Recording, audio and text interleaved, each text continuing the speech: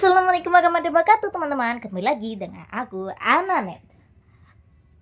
Bagaimana kabar kalian? Semoga kalian sehat selalu ya. Di video kali ini seperti biasa aku mau membahas mengenai buku abad ke-20.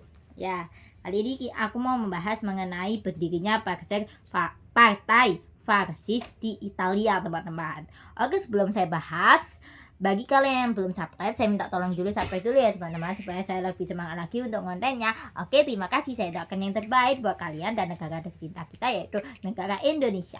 Oke, dan kesempatan kali ini aku mau membahas mengenai partai fasis yang ada di Italia. Partai ini didirikan oleh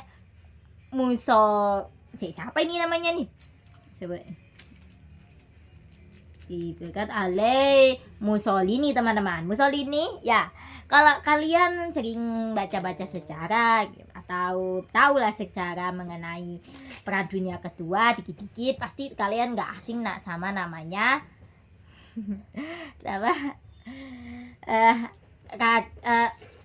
Perdana Menteri Italia, yaitu Mussolini ya. Beliau yang akan berpengaruh juga di Perang Dunia Kedua ya. Oke, kita bahas mengenai partai fasis yang didirikan oleh Mussolini. Jadi ini adalah awal-awal Mussolini bisa jadi Perdana Menteri Italia. Jadi ini ceritanya. Partai fasis muncul setelah Perang Dunia Pertama pada 1918 yang dipimpin oleh Benito Mussolini. Partai ini memiliki tujuan untuk merombak kekuasaan dinasti Italia Roma ya. Jadi sebelum Mussolini jadi Perdana Menteri, dulunya pas Perang Dunia Pertama Italia itu adalah dinasti kekuasaan Roma ya, tapi bukan Roma yang dulu, bukan. Romanya itu ya kayak kerajaan Italia gitu. Oke, lanjut. Habis itu apalagi? Pengikutnya menganut doktrinan yang sama sekali tidak menoleransikan segala bentuk kebebasan. Ya, ini kayak Blok Poros itu kan, Blok Poros di Perang Dunia Kedua lagi gitu ya, nggak terlalu suka dengan kebebasan gitu. Dan pada tahun 1922 Mussolini memimpin peristiwa emas ke Eropa. Lalu raja terakhir Italia menunjuk Mussolini sebagai Perdana Menteri. Ya teman-teman, jadi Mussolini itu ternyata ditunjuk ya oleh raja yang terakhir. Jadi aku baru tahu nih. Dan sejak itu Italia berubah menjadi negara diktator fasis. Dampak dari itu semua, yang pertama, kebebasan rakyat dibatasi ya, seperti yang visi misinya partai fasis ya. Tuh, terus yang kedua, partai oposisi dibubarkan. Kayak itu ya, kayak komunis ya. Enggak tahu sih, komunis kan setara, kok ini ya dipimpin oleh satu kepemimpinan gitu paling ya. Kalau ini kok doktrinan. Yang ketiga ya diktator. Yang ketiga, media diatur pemerintah ya. Teman-teman, lalu Mussolini juga memperlebar daerah kekuasaannya di Italia. Dan kemudian Italia bekerja sama dengan Nazi dan Jepang pada Perang Dunia Kedua sampai sebagai kubu poros. Ya teman-teman, jadi ya seperti saya sampaikan tadi. Lalu pada tahun 1945 Mussolini ditangkap dan dihukum mati. Udah, good ending ya. Jadi kan Blok Poros itu kan kalah kan dari Sekutu dan Uni Soviet, makanya Mussolini itu ditangkap dan dihukum mati karena beliau juga bagian dari pelopor Perang Dunia Kedua ya, kan gengnya pelopor Perang Dunia Kedua.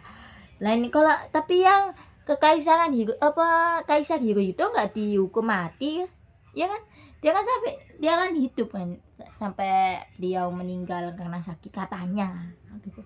Aku nggak terlalu ngikutin. Terus habis itu ke yang Hitler itu emang bapak bekumis kotak itu emang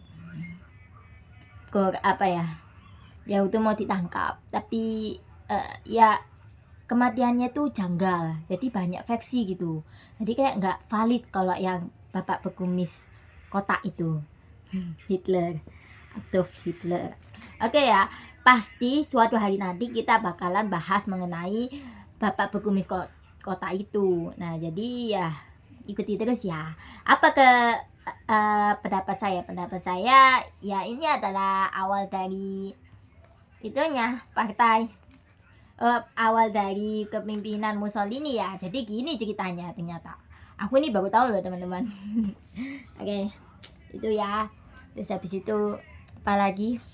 Udah nggak ada, itu aja. Oh ya teman-teman, berhubung kali ini di bulan puasa, jadi aku punya rencana. Kita stop dulu membahas mengenai abad ke-20 dan sekarang kita ganti ke buku mengenai sejarah Islam. Nanti aku cari bukunya ya. Aku punya kok buku dapat dari perpus sekolah dan belum ku kembalikan. Hehe. Bentar ya, start. Habis ini Kak kembalikan kalau sudah selesai ku baca. Oke? Karena pembahasan bukunya itu menarik banget bagiku, makanya aku mau sharing ilmu ke kalian juga mengenai buku itu ya. Nanti kapan-kapan episode berikutnya kita membahas mengenai buku itu. Pokoknya buku Islami lah, karena kita kan di bulan Ramadan ya, kita berlomba-lomba untuk mengamalkan ibadah untuk mendapatkan pahala, karena di sini pahala dilipat gandakan dan dosa pun dilipat gandakan. Ya. Oke teman-teman, begitu saja ya cerita dari saya. Kalau ada informasi yang salah saya mohon maaf. Kalau kalian ada pendapat bisa tulis saja di kolom komentar. Terima kasih, saya Ananet. Wassalamualaikum warahmatullahi wabarakatuh. Dadah.